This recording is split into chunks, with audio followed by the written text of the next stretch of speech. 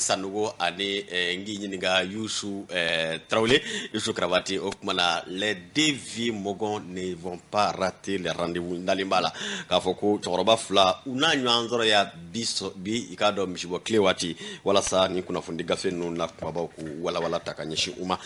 an bi taa ɲɛ ni kibaruyaw ye ka yɔrɔ la k'a fɔ min bi tali kɛ i k'a dɔn don kibaruyaw olu ɲɛ kumabaw kɔfɛ Alexis Kalambri fana bɛ a hakilina di an ka jamana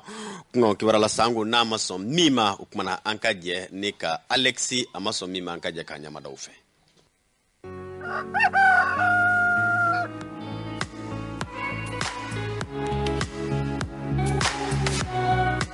ko shokeme ka dafa libi amala ka doko ka faraka dongo do mo mana wuli ko tungo ka cha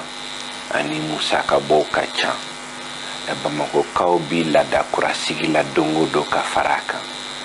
enye bala sisa uniforme kalama muso bo fo choyere faralindo aka mana ta konyo na sisa e bayi cew cemsenu yere dama kemeka uniforme kala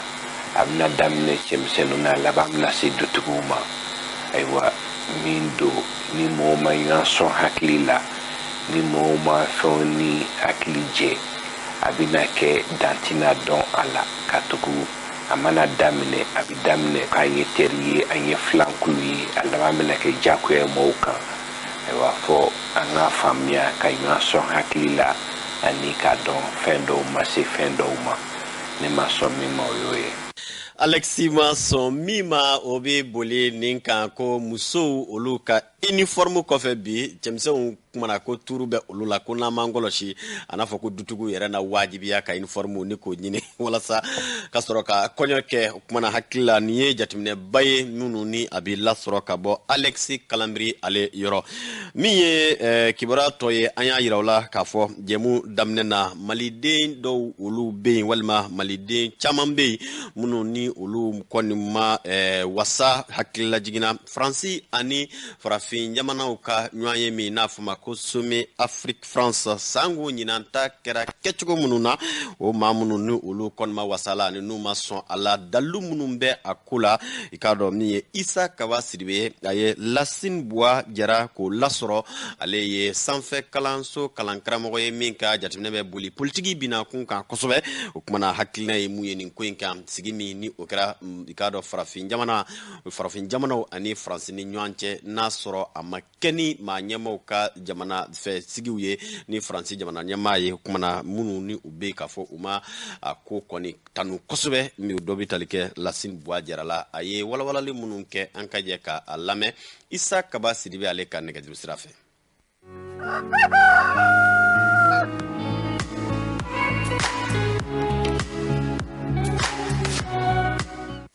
Lasine Buwa Jara i ni sɔgɔma. Amba ni sɔgɔma. Lasine Buwa Jara e ye politiki jateminɛlikɛla ye. Ka fara o kan jamana kɔnɔ kuma o kuma ni jamana kunkankow bɛ yen i b'i hakilina di o kan. Kosɛbɛ. An y'a ye k'a fɔ sifin dɔw welela tubabuw ka jamana kuntigi fɛ Emmanuel Macron ka taa barodalasigi dɔ kɛ. Tigitigi. E ko e sigalen don n'o y'a sɔrɔ barodalasigi in ko labɛnnen tɛ e y'o fɔ mun na. Isa n b'i fo i ka weleli la. Foli diyara n ye. N bɛ radio ni télé renouveau mɔgɔ bɛɛ lajɛlen fo. O bɛɛ y'i laminɛ. Ne y'o fɔ mun na Isa. D'abord ni sommet ni ani sommet tɛmɛlen ninnu si tɛ kelen ye. Ka da sababuya damadɔ kan. D'abord maa minnu taara a ko participation na n'an b'a fɔ olu ma participant. Fɔlɔfɔlɔ an degelen b'a la de k'a fɔ de an ka jamanakuntigiw ni an ka seko ni dɔnko tigilama belebelebaw olu de tun bɛ wele nin ko in na fɔlɔ. Nka Zen Macron y'a yira k'a fɔ de jamanakuntigiw ni gouvernement ti ale ɲɛ sira la bilen o t'ale ka koba ye. A y'i ɲɛsin sifinnakaw ma n'an b'a fɔ olu ma ko jeunesse. Dɔwɛrɛ t'o ye parce que an bɛɛ b'a dɔn k'a fɔ jamana ɲɛsigi ye denmisɛnninw de. mamu ni sera ka demsonu soro ka do I kamangoro abina fo iye jamana siniye sigi soro ka do I kamangoro makoro ga hakilina hakilina warate koy tokoroba nunu ala ni demsonu ga timinandia tokoroba nunu commencera ka nyekura yelema ka nyesi francima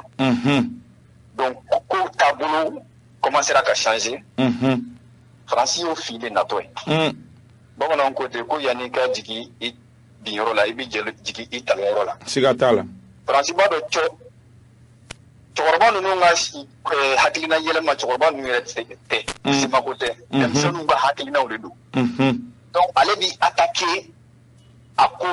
cause de la Zanaka, attaquer Panaïrela. Mais au te fait nous maillot à Jara. Fenyimando na ya sola de abeta sensibiliser fait Macron tagi attaquer Ozila pour que ka essayer ka élément et katra malini et farafina jamana obela jele ka hera kama hotel mais Macron hakilina mu ni Macron sera ka demseni nu kuro kado a dongoda fait oye code tamune na ya sura de France Afrique kura wara de na le tuguni mu ni korole ere tekili mais demsen nu dunye o pma o foko lu konde la sini demsen nu ma foko kon na wonye funa isa wonye kuma damna na nyafo ngo some ni ngo abe yelama ba ani korole nunche kadaka mo munu choisira kata mais moi mon choisir kata ni ya mo fon fait la guerre a kilingile mali dronde de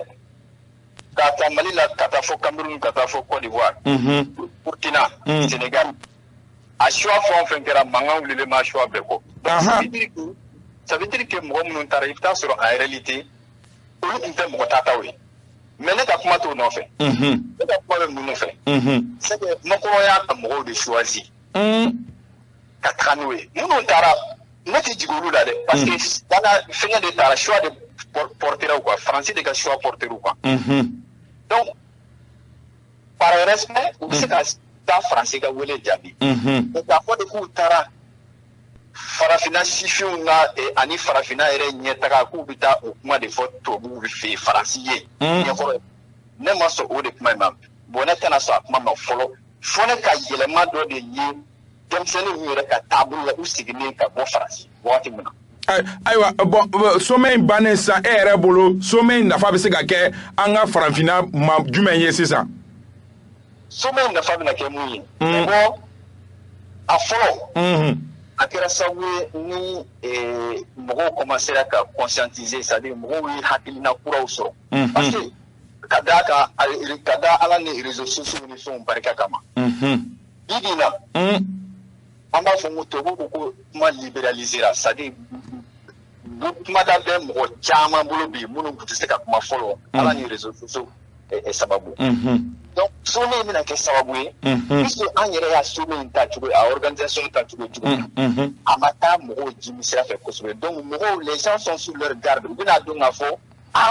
ni so me organiser chugo na halibi Francis ba aka je ko la ka essayer ka farafina do kamangoro chugo na halibi ko de besena donc anga janto anyere la halibi kala mabane kala ka continuer de donc kala ti ba fo farafina ka yire ma horonya yire so domina donc so many mbisika fo oya côté positif do oya côté positif de ka donc fo vraiment jibina sifina ka farafina ani farafina ere politique mo ni a farafina ere mo ni fi ere bele jele farale nyonga de commencer à faire le jatemine ka donc fo bi ameyiro mina komi bi ani farafina no e anga colonisateur koro e hali bi anama tla ngoma aywa Lassine ambe il faut ka songi hakilna nu di awni alla be bagawma ala ka claire chaya amin rabbi amin merci beaucoup merci beaucoup nin tun ye Lassine Boua i k'a dɔn ale ka lasew ye Lassine Boua jara min ye jateminɛ kɛbaa ye politiki bina kun kan sigi min kɛra Faransi ani hakililajigina kɛrɛnkɛrɛnna farafin jamana denmisɛn dɔw ni ɲɔgɔn cɛ jɔakun tɛmɛnen a ye kɔrɔfɔkan ninnu lase o kun kan ko kibaruya ka ani a ka sigaw ye minnu ye nɛgɛjuru a y'o lasɔrɔ Isa Siribe y'a sɔrɔ nɛgɛjuru sira o fɛ an bɛ a yira o la k'a fɔ kabi jɛmu daminɛtɔ min bɛ tali kɛ kumana bi kumakun min ni o bi na walawala Dr Shogel Kokala Mayiga ye a kibaruya di o kumana Rusi kunnafoni sira dɔ senfɛ ka yira k'a fɔ Faransi ale de bi ka kumana maa minnu ni olu ye bingani wale kɛbaw ye ka u kalan ka laban k'u bila i k'a dɔn an ka jamana kɔrɔnyanfan u fɛ ni ye kunnafoniyaw ye min bara Dr Shogel Kokala Mayiga yɔrɔ min yɛrɛ ye jamana premier ministre ye walasa ka jateminɛ kɛ nin ko in kun kan Isa Kaba Sidibe a yɛrɛ ye kumaso sɔrɔ ka ban an bɛna bisimila bi i k'a dɔn décryptage kɛnɛ kan.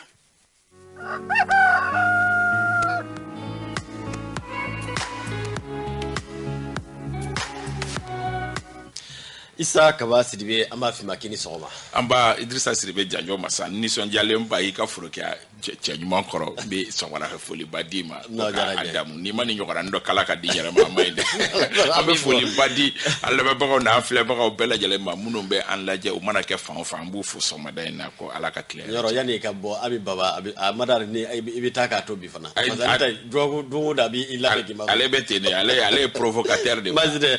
hakili la aw y'a faamu Isa Kaba an bɛna bisimila kumakun min kan o ye Dr Shogel Kokala Mayiga min ye an ka jamana premier ministre ye i k'a dɔn a kɔni ye a yira kunnafonidi sira dɔ senfɛ n'o bɛ tali kɛ Rusilakaw ka kunnafonidi sira ye ka jalaki bolongɛnden ɲɛsin Faransi ma ko Faransikaw de bi ka maaw kalan o kumana jadi walima fɔcogo wɛrɛ la bingani kɛcogo la ne ka laban k'u bila an ka jamana kɔrɔnfɛ bolo o kan Isa Kaba Sidibe ni kumakun in n'i y'a ta a bi maa gwa i kamana na kosɛbɛ yala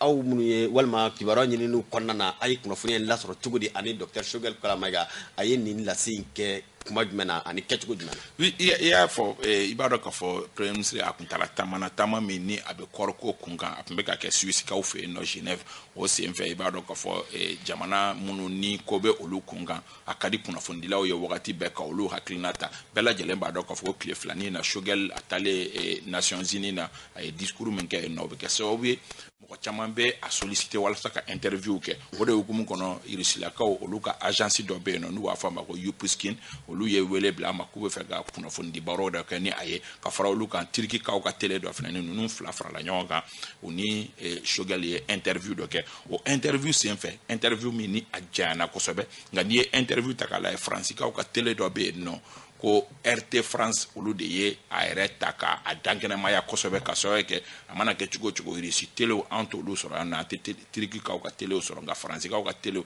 olu de kɛra sababu ye k'a dankɛnɛmaya Mali bɛɛ lajɛlen k'a sɔrɔ ani fana bɔlɔlɔw sanfɛ i b'a dɔn k'a fɔ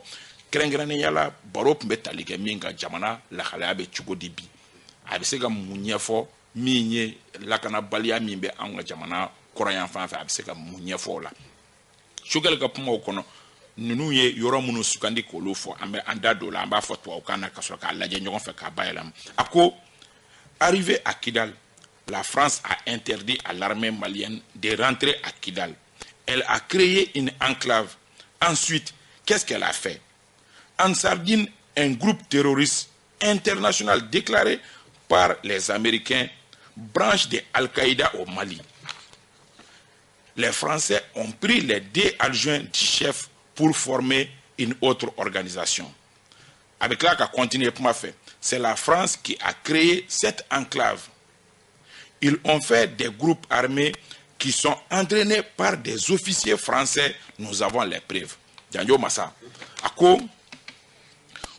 c'est ko jamana fanto minele olu libéré ko anselen Kidal ko France a fɔ ko Mali armée te don Kidal ko o bolen ko enno ko France ye mun wɛrɛ kɛ tuguni ko bɛɛ lajɛlen b'a dɔn ka fɔ al américains y'a jɛya ka fɔ ko banbanci jɛkulu dɔ bɛ yen n'a kun tɔgɔ ko Ansardine ko diɲɛ bɛɛ y'a dɔn ka fɔ ko olu ye jatigɛ walekɛlaw ye o Ansardine ko o ɲɛmɔgɔ dangan fila ko France y'olu ta ko ka jɛkulu kura wɛrɛ sigi sen kan ka se k'olu ɲɛda yɛlɛma k'u bɔ Ansardinia la k'u bɔ jatkɛ wale jɛkuluya la ko o kɛ a damana kulu wɛrɛ jɛkulu wɛrɛ ko ka fara o kan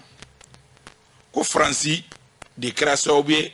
ka bɔlɔnbɔlɔnin dɔ dayɛlɛ o bɔlɔnbɔlɔnin kɔnɔ ko Faransi bɛ jatkɛ walekɛlaw olu former o yɔrɔ la ko Faransi yɛrɛ ka kɛlɛcɛ ɲɛmɔgɔ dɔw bɛ na ka na o tigiw former des officiers français ko wa ko dalu bɛ olu bolo kuma in kan Choguel ko kala Mayiga ye nin kuma de fɔ hali n'o y'a sɔrɔ a ye kuma caman wɛrɛ fɔ mais Faransi télé min ye a lase an tɔw ma o ye parti min ta k'o relayer o ye nin parti o ye sinsin nin yɔrɔ de kan alors o yɔrɔ de fana kɛra kuma ye kuma min ni a kuma cayara dɔgɔkun furancɛ ye ni ɲɔgɔn ye ka sababu kɛ nin kuma in filɛ nin ye hali n'o y'a sɔrɔ bɔlɔn kɔnɔ kuma caman fɛn o fɛn fɔra nin kɔnɔ a si tɛ kuma kura ye nka Mali ɲɛmɔgɔ k'a fɔ nin cogoya la tantɔ officiellement nin cogoya la tantɔ nin kɔni ye o siɲɛ fɔlɔ ye o de kama ko in kɛra scandale ye nin cogoya la tantɔ n'i ye a analyser ni mɔgɔ min bɛ jateminɛw kɛ i b'a dɔn k'a fɔ kab'a wagati nin kuma ninnu bɛ sen na Ansardine an b'a dɔn k'a fɔ ko o tun ye Iyada Agali ka jɛkulu ye nka jɛkulu min ni a bɛ o kuma la k'o bɔra a kɔnɔ ni maaw tun b'a fɔ bɔlɔn kɔnɔ o ye HCIA ye n'o o bi bi in na o bɛ kulu marifatigi minnu n'o olu ye tigɛnɔ bila kɛ sɛbɛn na o bɛ o kuluw fɛ kɛrɛnkɛrɛnnenya la Bilal Ag-Sherif o ye o ɲɛmɔgɔ ye Bilal Ag-Sherif mɔgɔ tɛ se k'a fɔ ni dalu ye comme Choguel yɛrɛ ko ko dalu b'a bolo Bilal Ag-Sherif Choguel bolo o tun bɛ Iyada Agali ka maa dankanya la donc kuma yɛrɛ bɛ nin kuma ninnu de nɔfɛ k'a fɔ ko Ansardine bayɛlɛmara ka kɛ jɛkulu min ye k'o ye HCIA ye. Isa maintenant ni ma se ka gali min wɛrɛ kɛ tuguni est-ce que ni tɛna dɔ fara gɛlɛya kan gɛlɛya min bɛ Faransi ani Mali cɛ sango ni waati laban ninnu na nin kɔrɔfɔkan min nalen filɛ nin ye nin fana tɛna k'a damana gɛlɛya wɛrɛ jutigɛlen ye tuguni. Siga foyi tɛ o la Zango fɛn saba ye ɲɔgɔn sɔrɔ a la fɔlɔ a dayinnen don ani Faransi ni ɲɔgɔn cɛ k'o tɔ gɛlɛyalen don filanan sommet ko min nana don a la o bɛ fara o kan sabanan a bɛ ka kɛ Rusilakaw olu ka média min kan o bɛ k'o tɔ an dan ye ka sababu kɛ kana ɲinɛ fiyewu k'a fɔ ko gɛlɛya in yɛrɛ dili don yɔrɔ ye k'a fɔ ko anw kɛlen don ka tɛgɛnɔ bila kɛ an ni Rusilakaw olu ka kɛlɛcɛjɛkulu dɔw ni ɲɔgɔn cɛ ni an kɔrɔkɛ Alex yɛrɛ b'a fɔ ko tɔnjɔnw k'an dalen don tɔnjɔn dɔw ta olu kana kɛlɛ kɛ an tɔgɔ la ko in kɛlɛ kun bɛɛ ye o de n'a fɔra k'a fɔ ko nin kuma fana fɔyɔrɔ taara kɛ Rusilakaw olu ka kunnafoni sira dɔ ye o bɛ k'o tɔn dan ye ka fara o kan dɔgɔkun furancɛ kelen in kɔnɔ Emmanuel Macron tilala ka kuma wɛrɛw fɔ an ka jamana marabagaw ma an ka sifinnakaw ɲɛkɔrɔ o dun y'a sɔrɔ a dayinnen don donc nin bɛ dɔ de fara gɛlɛya tɔ kan Faransi marabagaw ani Mali marabagaw ni ɲɔgɔn ye kuma o kuma fɔ an k'o précision di Faransi marabagaw ani Mali marabagaw k'a sababu kɛ Faransi population ni Mali population gɛlɛya tɛ olu ni ɲɔgɔn cɛ. Ayiwa baasi tɛ kaba maintenant nin fana n'i y'a jateminɛ an b'a dɔn waati min na Choguel ye kɔrɔfɔ dɔw fɔ Nations Unies tribune kan o kɛra waati ye Faransi marabaw bɔra ka jaabi dɔw kɛ nin kumakun min ni a ye nin di Irisi kunnafonidisi sira fana fɛ est-ce que Faransi marabaw ye bɔra ka jaabi di nin ko in kan fɔlɔ. Ni zen o de kɛra surprise ka sababu kɛ dɔ ninnu kɛra coup sur coup Choguel kumana i y'a kɛ dɔrɔn n bɛ n ta sara mais ni zen n hakili la nin kuma ye u yɛrɛ maaw ta dɔɔni kab'a fɔra don min fo bi n hakili la kuma in fɔra kabi sibiri don kabi kuma in fɔra don min fo bi mɔgɔ si ma Faransi ka réaction officielle mɛn a kan Faransi jamana ɲɛmɔgɔ ma fɛn fɔ a kan a ministre n'o ye Florence Parly o ma fɛn fɔ a kan o ni jamana wɛrɛ cɛ ko ɲɛnabɔ ministre Jean-Yves Le Drian o ma fɛn fɔ a kan sigi kɔni kelen bɛ ka Faransi ka réaction ma kɔnɔ pour le moment fɛn ma fɔ fɔlɔ. Maintenant an bɛ se ka kalansen jumɛn ta nin kɔnɔna na dans la mesure où an b'a dɔn bi kumana hali ni jɛ min don a kɔni kɛn bɛ bɛɛ bɛ ka ɲɔgɔn filɛ kɛrɛ la ko da la yala nin ko ninnu n'u bɛ ka kanga ka taa n'u bɛ ka kanga ta ka taa an bɛ se k'an sigi ni mun ye. Jɔrɔ bɛ kɛ min ye Choguel ye min fɔ i n'a fɔ a ye kuma laban ni min ye k'a dalu b'a bolo parce que n'a dalu t'a bolo a bɛ kɛ sababu ye ka ko fila kɛ a bɛ kɛ sababu ye ale yɛrɛ dalakan ka tiɲɛni don o la filanan bɛ kɛ min ye an yɛrɛ fana ni laɲini min bɛ an bolo a b'o dɔn kalama na o ye fɔlɔ ye leçon min ni mɔgɔ kan k'o tire ko in na fana ni o ye kuma dɔ la fɛn dɔ bɛ mɛn bɔlɔn kɔnɔnaw la ka mɛn ni c'est une occasion ni ko in ka fo ka jeya ka ban Mali doni balia kidaluo ansardini yele Mali ka ke fenwere o kuma nube ni mina ke sababu ye daka do o kuma la ko kuma da tabaliga ka so ka be mo da kabi 2014 2015 ni kuma kele nube mo da bolongo na me ya chien folo aka fo au plus haut niveau donc ni France fenani be fe baraw kanya coin kunganko emiye il est grand temps aka nyefoli ke mo koy nga mbesira minye ni shogal ndo ya asro ay ni focus la daluta abolo dalu ye djumeye imaju ka jaw ka kabolo kuma kan ka kabolo mi be puma en seben ja no ta abolo abe gela malaka na gela kaba hakila sira jamu kunjaro la kuma e dron ka foli badi irema jamu kan ta chugo nyuma na ka foli di kanu ba bela jelema honorable jara suba awa joila ka la bella so ambe afoka wali nyuma do foli badi abaku ate ba yan fo segu ka ofe no adali ye dengura ni soro voilà félicitations ani bada jara bada ala ka demba loka ya mashallah kuma du kungango mi ye o adali dengura ni soro jibe kante de al sege katebe jebega ala jibe kante aba fa na kainti okay ami fo isa kabaka au ka chan kosobe karen vo tele sugande sango songmada jona fe kani jemuka in lasoro ni sonja ye fuli belebele ambadi Yakuba Usman Sise ma fo ya fo Tombouctou ani Abiba fo ya fo Bagadaji Babako foli kambora ka do Hawa Tafili Touré ale yoro ambi fuli belebele di nyere terke Mamadou Sori Sidibé joila kaw feno Yakuba Dole Marikoye kaladu commune maire o kumana ka sigu kaw fana fuku wale nyumando ka duwo ke ka fala ka basigila nati faso maliba konna na kuna fundiso nyama so ani groupe renouveau foka se renouveau matin uluka ulika joy kibara munu lasoro ko di awma oyeniye o kumana dugu kungango bina sigi nga dugu kungango yere kumbaba ye miye bi oye adel ye yaf mala dingurani zoro o kuma alaka clear